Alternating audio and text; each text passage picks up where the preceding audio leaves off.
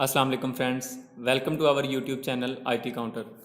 दोस्तों, आज की इस वीडियो में हम आपको बताएंगे कि आप टेलीनॉर का फ्री में इंटरनेट कैसे क्लेम कर सकते हैं। इसके अलावा फ्री मिनट्स 100 आपको मिलेंगे, इसके अलावा एमबीज़ आपको 50 मिलेंगे।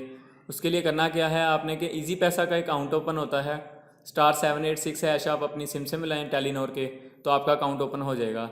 थोड़ी सी डिटेल आपसे मांगेगा, इसके बाद आपका अकाउंट ओपन हो जाएगा।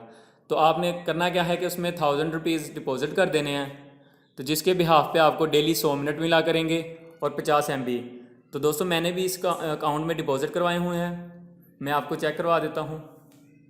ये देखिए, माई टेलीनॉर ऐप जैसे ही मैं ओपन करता हूँ, ये मेरे सामने शो कर रहा है 100 मिनट्स एंड 50 MBs।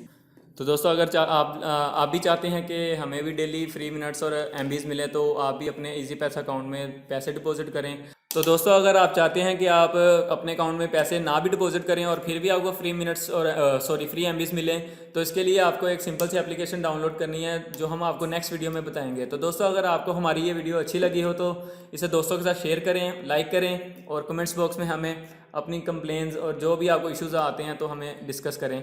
शुक्रिया, अल्लाह हाफिज़।